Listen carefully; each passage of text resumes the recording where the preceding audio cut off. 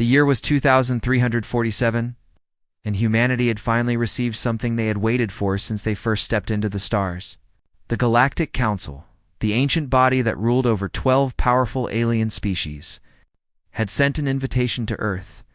They wanted to talk about humanity joining the greater galactic community. Admiral Daniel Price stood on the bridge of the diplomatic vessel, Horizon's Edge. He was a tall man with gray hair and tired eyes that had seen too many battles. In his hands, he held a datapad showing the Council's message. He had read it so many times that he knew every word by heart.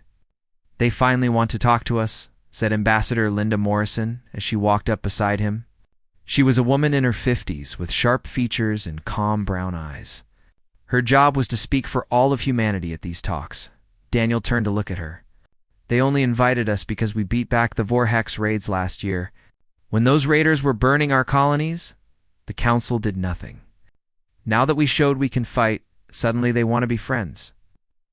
Linda nodded slowly. She knew he was right, but she also knew that this was their best chance. Maybe their only chance? "We have to try, Daniel. If we can get a seat at the Council, our people will be safe. No more raids. No more fighting alone." The Galactic Council was made up of species that were old beyond human understanding.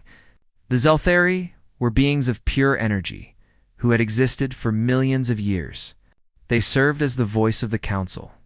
The Morvathi were giant insect creatures with a shared mind that spread across 3 star systems. They controlled most of the mining in the galaxy. The Corveshi were reptilian warriors with scales like armor and claws like knives. Long ago, they had conquered half the known universe, but now they served as the Council's military force, compared to these ancient powers. Humanity was like a child taking its first steps. They'd only been traveling between stars for 200 years. To the Council, they were young, loud, and dangerous. The Horizon's Edge arrived at Nexus Prime after 3 weeks of travel. Nexus Prime was the Council's headquarters. Space station so large that it made Earth's biggest cities look like villages. It orbited a dying red star, and thousands of ships from hundreds of different species docked at its ports every day. Linda stood at the viewport and watched as they approached. Her heart beat fast in her chest, but she kept her face calm. Behind her stood the rest of her team. Dr. Kevin Brooks was their language expert, a thin man with glasses who had spent his whole life studying alien speech.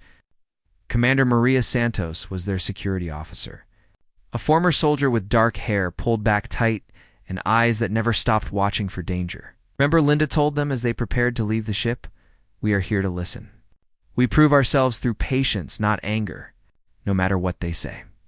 The Council chamber was the most impressive thing any of them had ever seen.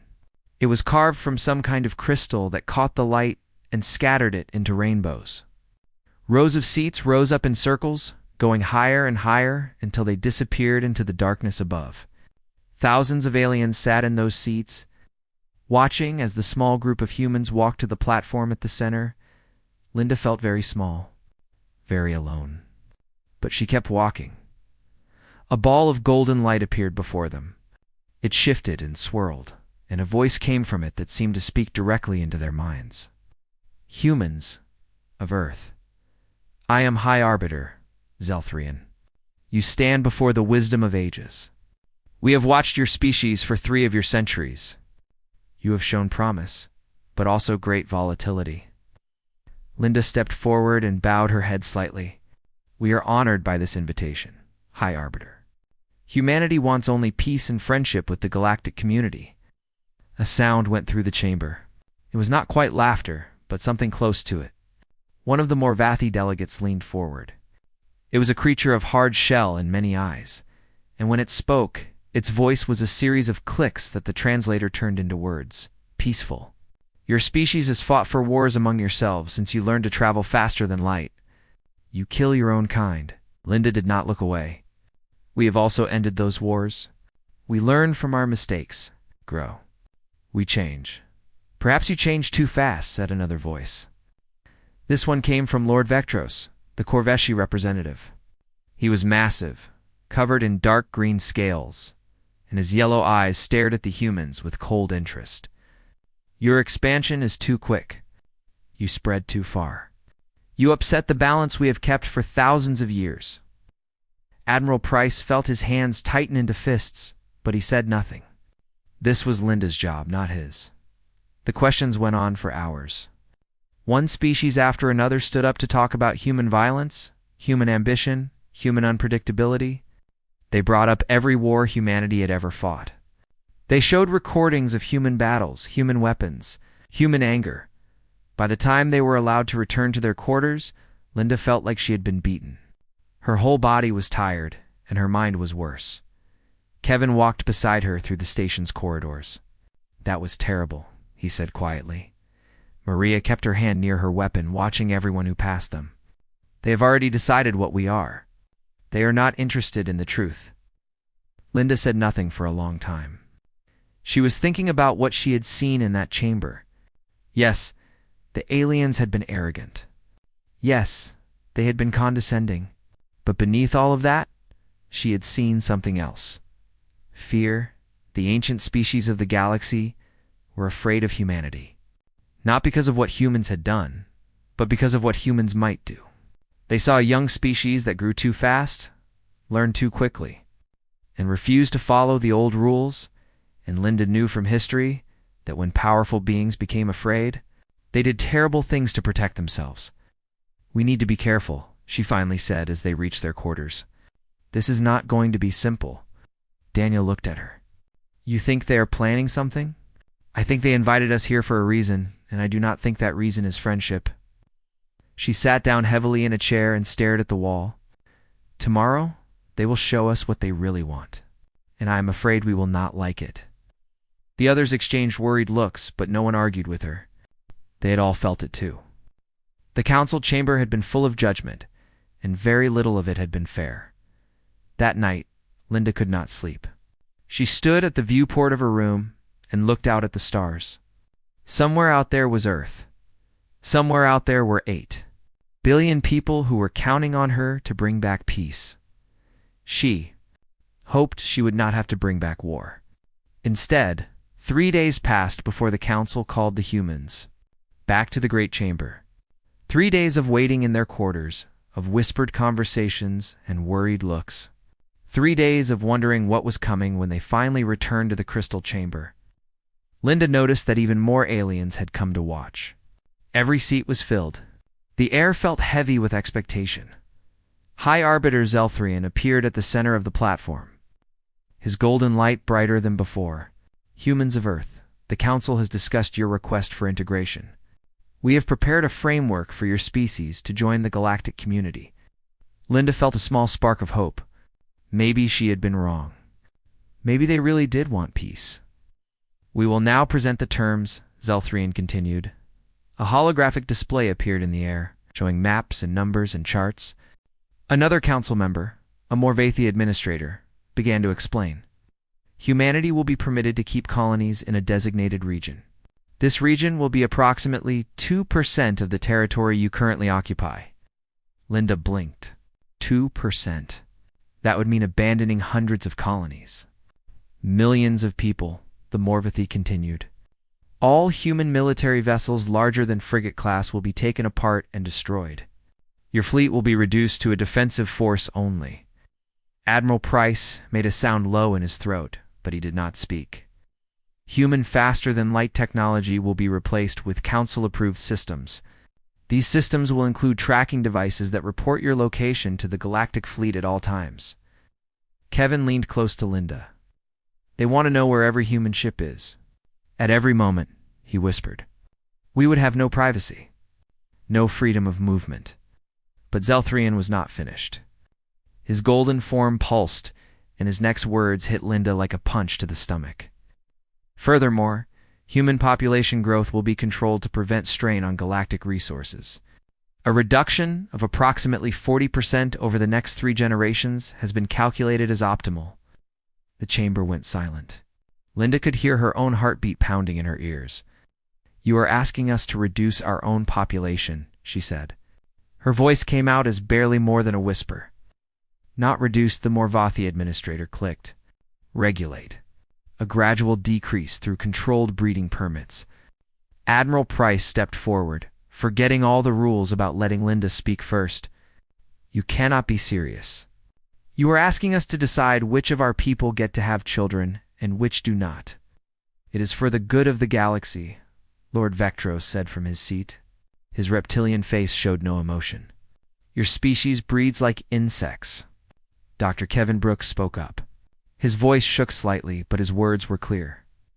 The Corveshi expanded across 300 star systems in a single 1,000-year period. Was your population contro? Lead. The chamber exploded with noise. Lord Vectros rose from his seat, his claws gripping the railing so hard that the metal bent. You dare compare your pathetic species to the Corveshi Empire? I dare point out that you are treating us differently than you treated yourselves. Kevin replied. Commander Maria Santos moved closer to Linda, her hand now openly resting on her weapon. The tension in the room was so thick, it was hard to breathe. Enough. Zeltharian's voice cut through the chaos like a blade. The noise died down. The terms are not open for discussion. Younger species must accept guidance from their elders. This is how the galaxy has always worked. Linda took a deep breath.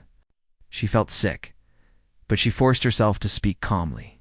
And if we say no? The silence that followed was the answer. Lord Vectros smiled, showing rows of sharp teeth. The Corveshi fleet is already waiting at your border.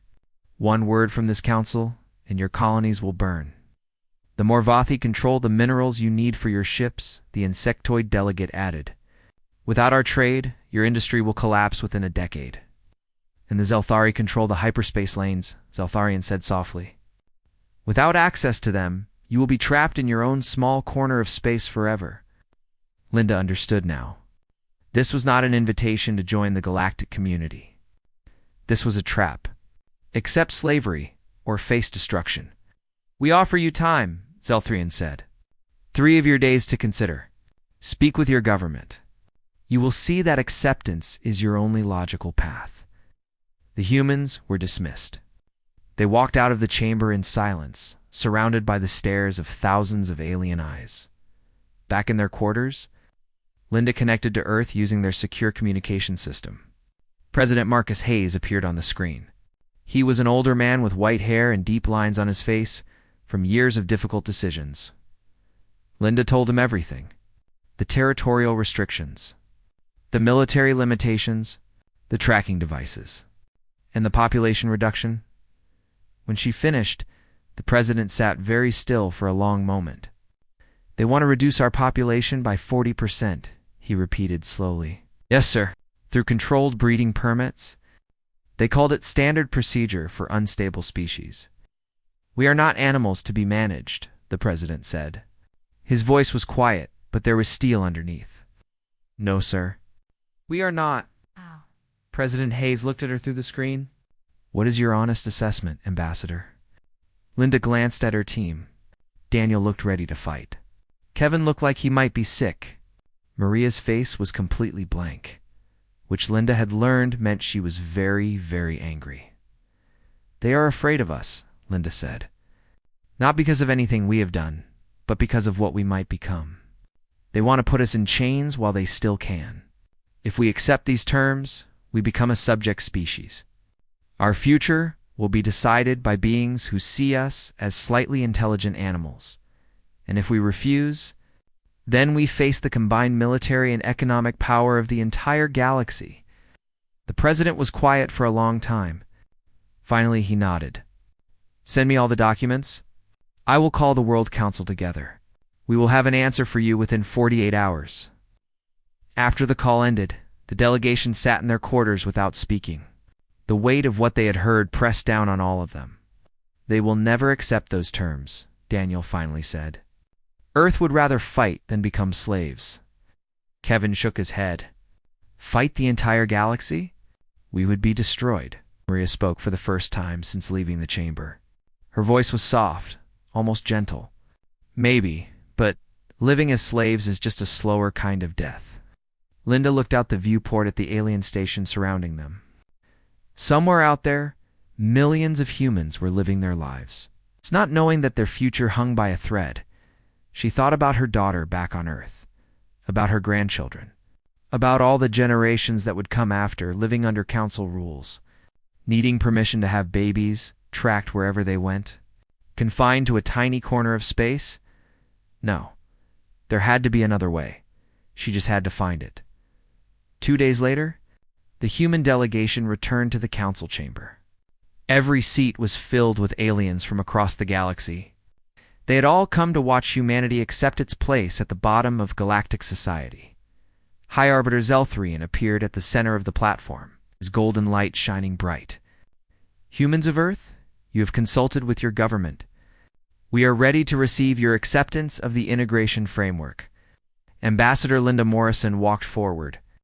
Her team stood behind her in a line.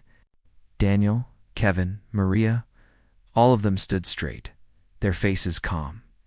Linda held a small data tablet in her hands. She looked around the chamber at the thousands of watching faces. Insectoid, reptilian, crystalline, gaseous. So many different forms of life, all united in their belief that humanity should bow down. High Arbiter, Linda began. Her voice was clear and strong, carrying through the crystal chamber without any electronic help. Humanity has carefully considered the Council's terms. We have discussed them with our historians, our military experts, our scientists, and our ordinary citizens. She paused. The chamber was completely silent. Everyone was waiting. We reject them. For a moment, nothing happened. Then the chamber exploded. Aliens shouted in 100 different languages. The Morvathi clicked so fast that the translators could not keep up.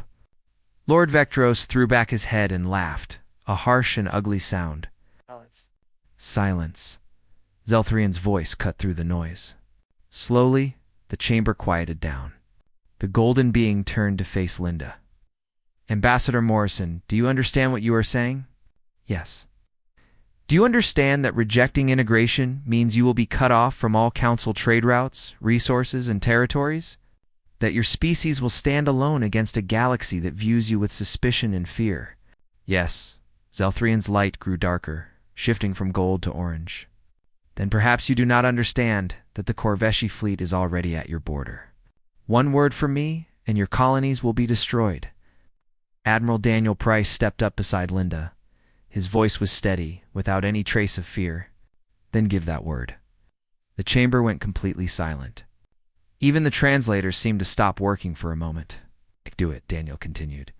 Send your fleet. You will destroy some of our colonies. Maybe many of them. Maybe you will even reach Earth. He looked directly at Lord Vectros.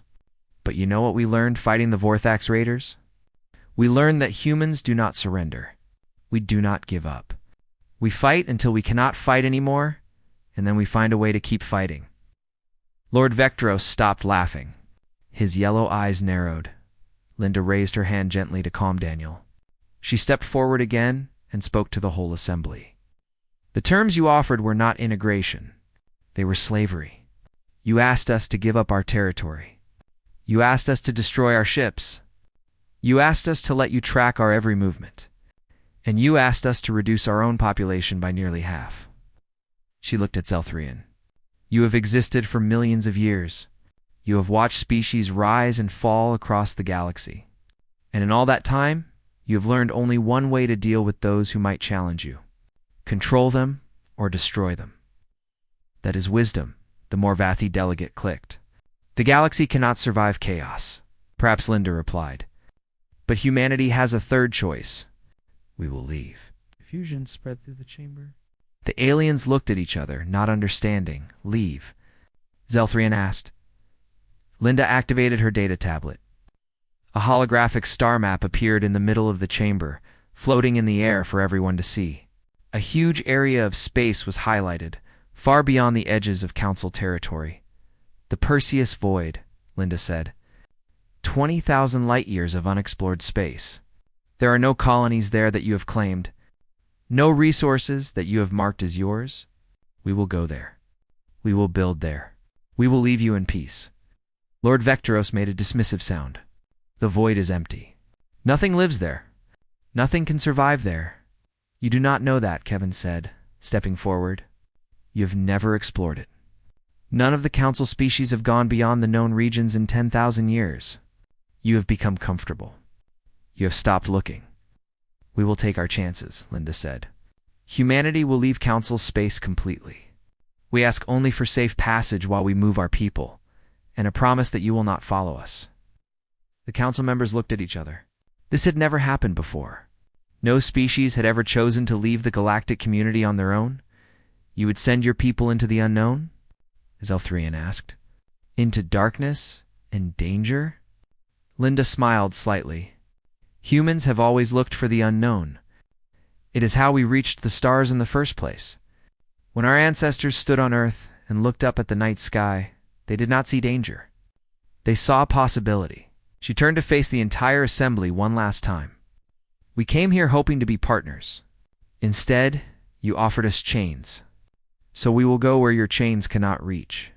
Maybe someday, when you are ready to see us as equals instead of threats, we will meet again. Ow. She gave a formal bow. This meeting is finished. The human delegation turned and walked toward the exit. Their footsteps echoed in the silent chamber. Thousands of aliens watched them go. No one moved to stop them. Just before she reached the doors, Linda paused. She looked back at High Arbiter Zelthrian. Remember this day, she said softly. Remember that we chose to walk away rather than submit or fight. That is not volatility. That is dignity. Then the doors closed behind them. Humanity left the Galactic Council forever. Outside the chamber, Maria let out a long breath. I thought Lord Vectros was going to attack us right there. He wanted to, Daniel said. You could see it in his eyes. But he did not have permission from the council. Kevin was shaking slightly.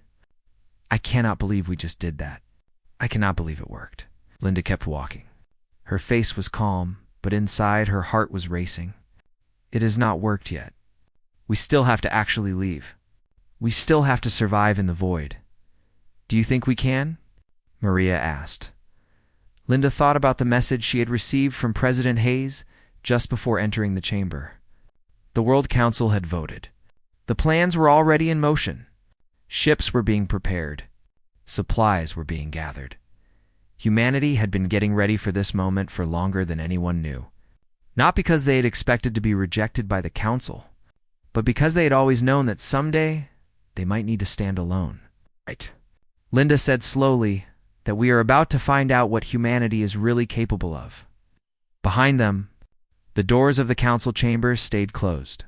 The ancient species of the galaxy sat in their seats, trying to understand what had just happened. For the first time in thousands of years, someone had looked at all their power, all their threats, all their demands, and simply walked away, and deep inside. In places they did not want to examine too closely, many of them wondered if they had just made a terrible mistake. The Great Migration began 6 months after the humans walked. Out of the council chamber, Admiral. Daniel Price stood on the bridge of the massive carrier. Ship called Endeavor's Promise. Through the viewports, he could see a fleet so large that it blocked out the stars. Colony ships, cargo vessels, military escorts, mining platforms, factories that could fly through space. Everything humanity could spare was gathering around Earth. How many ships do we have now? Daniel asked his second-in-command. A woman named Lisa Grant. She was young for her position, with short red hair and quick eyes that missed nothing. 1,200 vessels? Admiral, we are carrying about 3 billion people in sleep pods, along with enough machines and supplies to start our first colonies. The second wave is already being built. Daniel nodded slowly. 3 billion people. It sounded like a lot, but humanity numbered over 8 billion. They could not take everyone at once. This was just the beginning. President Hayes had spoken to all of humanity 3 weeks earlier. He had explained everything with simple honesty. The galaxy had offered them 2 choices: become slaves or face destruction. Humanity had found a third path instead. Those who wanted to stay in council space could do so, but they would have to accept all the rules the council demanded. Those who wanted to take a chance on the unknown could join the Great Exodus. More than 2/3 of humanity had chosen the unknown. Across Earth and all the human colonies, families were saying goodbye. Some were being split apart forever, separated by the biggest decision their species had ever made. Others were leaving together. Whole communities loading onto ships as one. Dr. Kevin Brooks was aboard a transport ship with his wife Patricia and their 2 young children. He had spent his entire career studying alien languages, preparing for a future where humans and aliens worked together. Now he was heading somewhere those languages would never be spoken. "Are you sad?" Patricia asked him, as Earth grew smaller and smaller in the window. Kevin thought about it for a long moment. He watched his children sleeping peacefully in their seats, not understanding that they would never see Earth again. "A little," he admitted. "But mostly I feel free. The council wanted to put us in a cage. Even a comfortable cage is still a prison." Patricia took his hand and squeezed it. "Then let us go find somewhere without cages." Back on Nexus Prime, the Galactic Council watched the exodus with different reactions. High Arbiter Zelthrian had called an emergency meeting to discuss what many were calling the biggest failure in Council history. "They are really leaving." The Morvathi representative clicked. His compound eyes reflected the images of human ships streaming past Council monitoring stations. "We offered them protection. We offered them guidance. We offered them a place in the Galactic Order, and they chose to run into the darkness." "Good Lord," Vectros growled.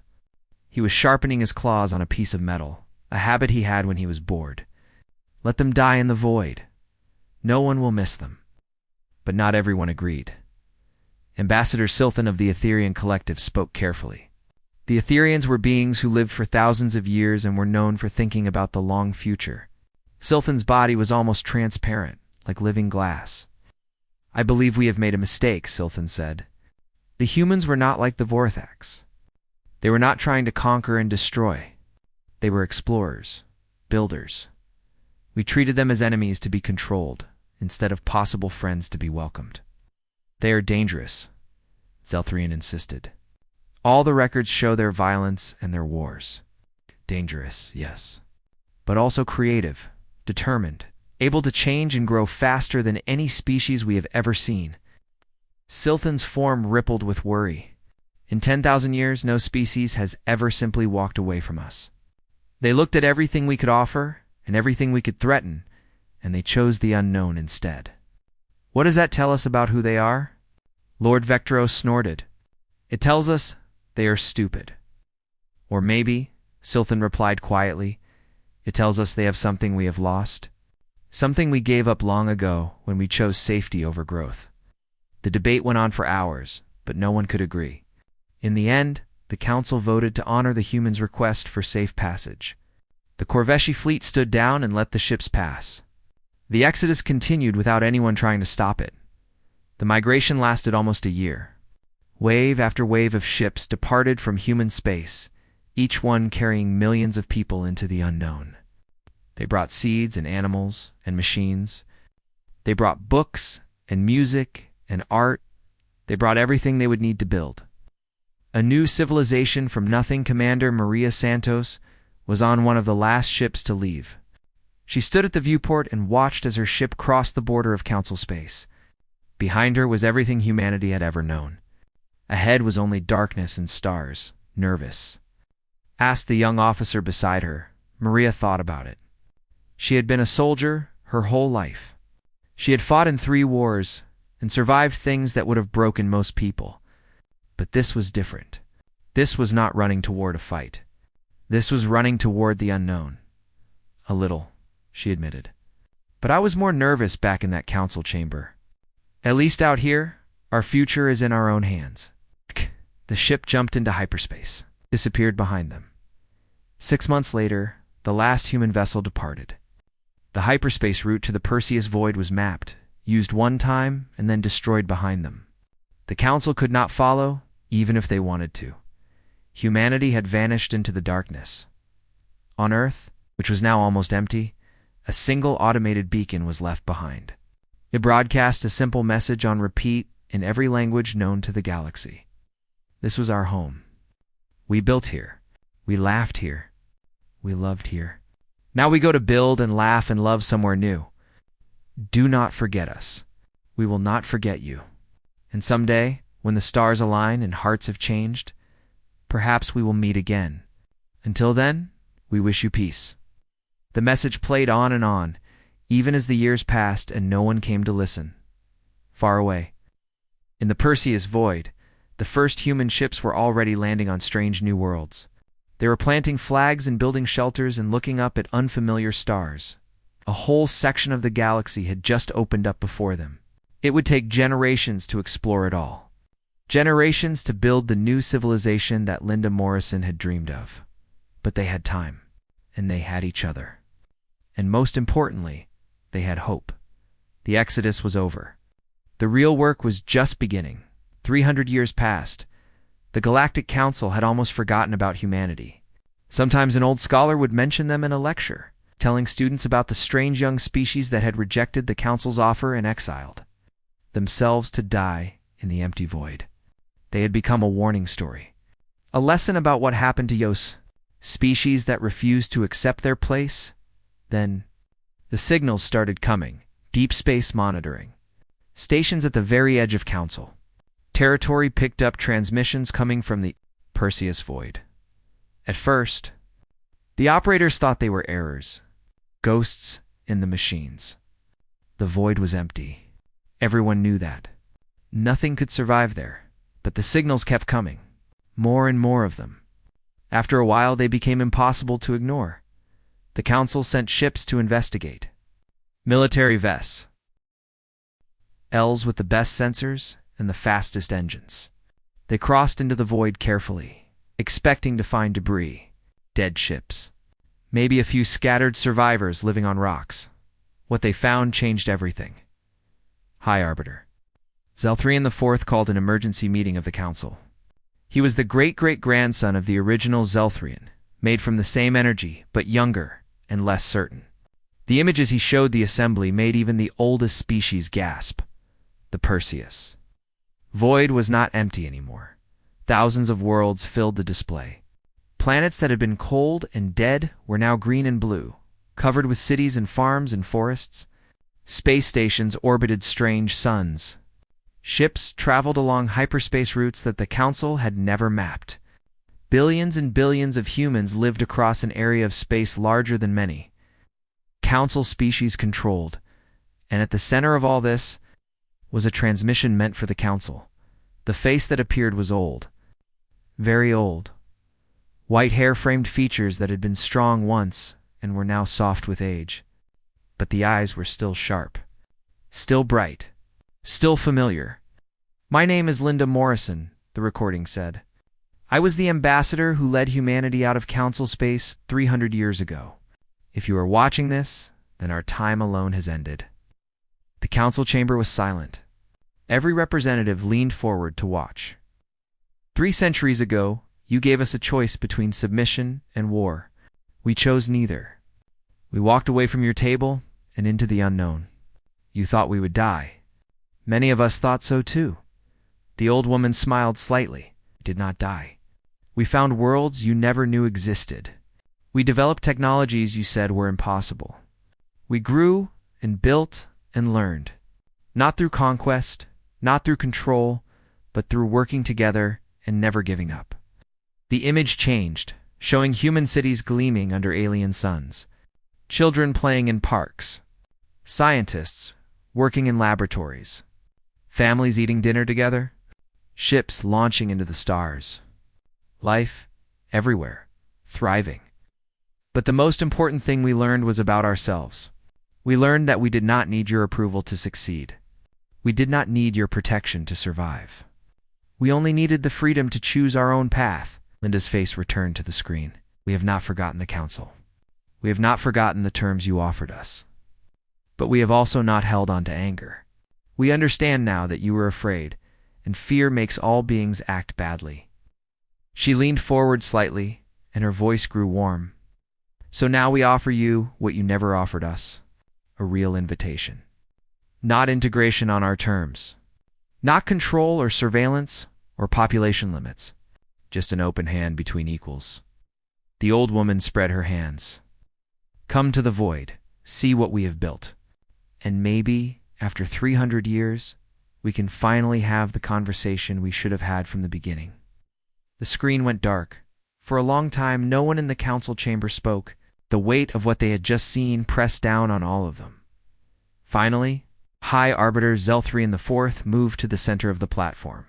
His golden light flickered with emotions that his species rarely showed. "We were wrong," he said. The words hung in the air. In the entire history of the council, no High Arbiter had ever admitted such a thing. We looked at a young species and assumed we knew everything about them. We offered them chains because we could not imagine they might build their own road. And because of our fear and our pride, we lost the chance to know them as friends. Lord Vectros III, grandson of the original, shifted uncomfortably in his seat. His scales were darker than his grandfather's had been, but his eyes held the same pride. They were volatile.